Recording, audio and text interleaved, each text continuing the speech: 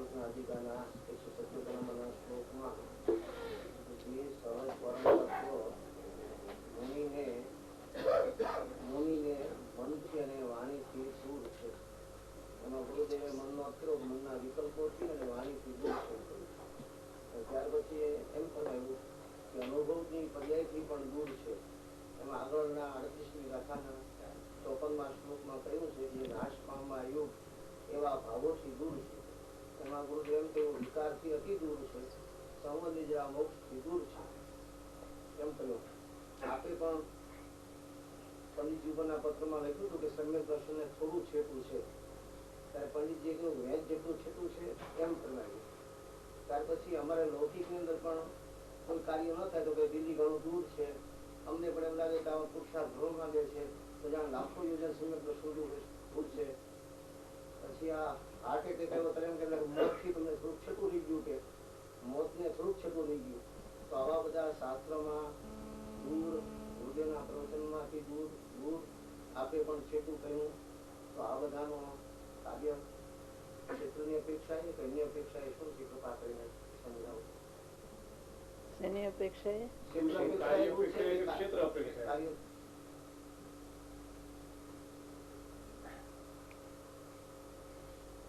પર્યાય દૂર છે એ તો અપેક્ષા એ કીધું છે કે મનથી ને વાણીથી દૂર છે.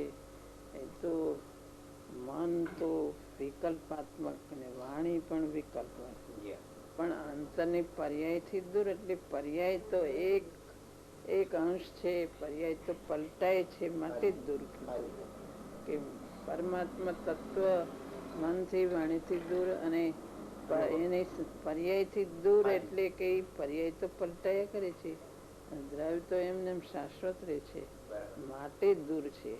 પણ એનો અનુભવ તો એને થાય છે, માટે એ અપેક્ષા એ પર્યાય તો પોતાની છે, સ્વાનુભૂતિની પર્યાય પોતાની છે, માટે એનો અનુભવ એને થાય છે. એ પર્યાય તો એને આશ્રય થાય છે, માટે એ કઈ દ્રવ્ય ને પર્યાય એવી રીતે જુદા નથી. તો એનું વેદન એને થાય છે.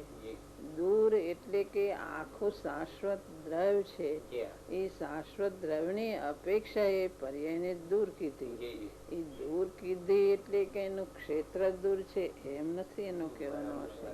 એનું ક્ષેત્ર દૂર, એ ભાવની અપેક્ષા એ દૂર, એના સ્વભાવની અપેક્ષા એ દૂર.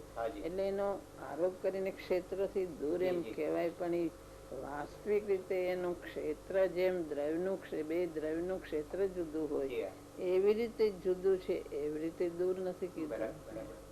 પરમાત્મા તત્વ દૂર છે, પર્યાયથી દૂર એટલે કે એની અનુભૂતિ તો થાય છે, પણ તો એક પર્યાય માં રોકાઈ ગયો હોય, એક વર્તમાનની પર્યાય, તો એ પર્યાય પૂરતો કઈ આત્મા નથી. આત્મા તો એનાથી દૂર, એટલે એ તો શાશ્વત અનાદિ અનંત અનંત ગંભીરતાથી ભરેલો આત્મા. એક આત્માની આશ્રય અનંતી પર્યાય એવું થાય. એ આત્મા એટલે એનાથી દૂર એમ કીધું. કઈ વાસ્તવિક રીતે એનું ક્ષેત્ર અત્યંત દૂર છે એવું આશય નથી. એ પરમાત્મા તત્વ તો કોઈ એનાથી દૂર છે. એની સ્વાનુભૂતિનું વેદન પોતાને થાય છે. સ્વાનુભૂતિ ની પર્યાય પલટાય છે, માટે દૂર કીધું છે. બાકી ઓલું બધું કેવાય છે એ તો બધું જુદું છે. હજી સમ્યક દર્શન દૂર છે, હજી હાથથી દૂર છે, એ બધું દૂર, એ બધું જુદી અપેક્ષા. પર્યાય ની અપેક્ષા જુદી છે. મનથી વાણીથી દૂર, એ તો મન ને વાણી તો જડ છે. એની ભાવ મનની અપેક્ષા કેવો તો પણ એ બધી પર્યાયો સંભાવ છે. એટલે એનાથી એમ પર્યાય અપેક્ષા કહેવાય. એ પર્યાય ની અપેક્ષા એ દૂર દ્રવ્ય, એ આમ ભાવ અપેક્ષા એને ક્ષેત્ર અપેક્ષા એ ભાવનો આરોપ કરીને કહેવાય છે. બાકી વાસ્તવિક દૂર છે. બે દ્રવ્યના ક્ષેત્ર જુદા હોય એવું નથી.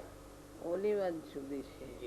દૂર એટલે કેટલા કે જાજી સમ્યક દર્શન કેટલું દૂર છે, પોતાને અનુભવમાં આવતું નથી, એના પોતાના ખ્યાલમાં નથી, એટલે એને દૂર ભાષે છે.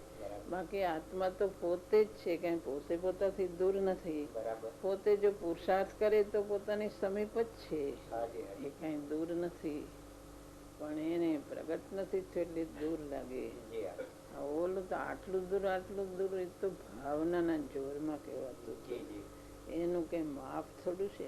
બરાબર. ભાવની ઉગ્રતાને લઈને કહેવાતું હતું જી કે એ ભાવનાનો પુરુષાર્થનું બળ એવી જાતનો અંદરથી આવતું હતું કે એટલે આટલું દૂર છે, હવે આટલું જ દૂર છે. હાજી હાજી તો પુરુષાર્થના જોરમાં, ભાવનાના જોરમાં કહેવાતું બરાબર. એ કઈ અંદર એનું માપ થોડું છે. બધું પુરુષાર્થના બળમાં કહેવાતું હતું.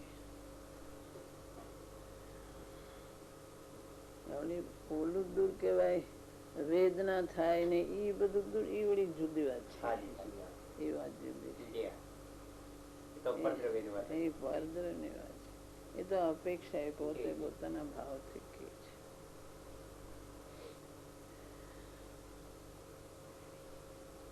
આ અપેક્ષા પર્યાયની દ્રવ્યની અપેક્ષા જુદી છે. હાજી ઓલું તો ભાવનામાં કહેવાય આટલું દૂર આટલું. અને કેટલાકને કઈ થતું ન હોય, જી હા. પુરુષાર્થ ઉપડતો ન હોય, એટલે જાણે સમ્યક દર્શન કેટલું દૂર પડ્યું છે જી જી એમ એને લાગે જી છે. હા. એ તો એને કઈ થતું ન હોય એટલે એમ લાગે. બરાબર. દોડત દોડ્યો જેથી મનની દોડ. જી હા. પછી પ્રેમ પ્રતિત વિચારો ઢૂંકડી ગુરુગમ લેજો રે જોડે આવે હાજી છે. હાજી આવે. તો ઢૂંકડું જ છે, જી હા. ત્યાં દૂર નથી, પણ દૂર દોડ્યો, જેટલું દોડાય એટલું બહાર દોડ્યો હાજી હાજી એટલે દૂર દૂર લાગે છે. જી. દૂર નથી, પોતાની નજીક જ છે, જી જી પોતે જ છે, દૂર નથી, બરાબર. સમીપ જ છે. જી. બહાર દોડ્યા કરે છે એટલે એને દૂર. એટલે દૂર લાગે છે. મન બહાર દોડે, જાણે બહાર દોડો, બહાર જોવા જાય છે. જી જી બહારથી જાણે મળે છે. જી બહારથી નથી મળતું, અંદર જ છે. તું પોતે જ છું. બરાબર.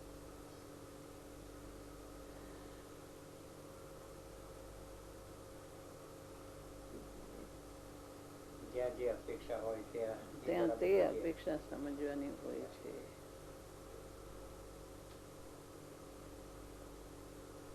એવા પ્રશ્નો તો ઘણા ઓછા કરાય અને તેનું સમાધાન ગુરુ પાસે પણ મળે તો પણ પુરુષાર્થ ઉપાડતો નથી. સમાધાન ગુરુ આગળ મળે પણ પુરુષાર્થ પડવાનો પોતે રહે છે. પુરુષાર્થ સ્વતંત્ર દ્રવ્ય છે, કોઈ કરી દેતું નથી.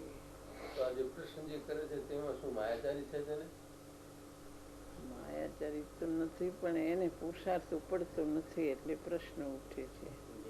આમ પૂછું તો કાંઈ સમાધાન થાય, આમ કરું તો થાય, પણ એને ઉપડતો નથી એટલે પ્રશ્ન ઉઠ્યા કરે છે.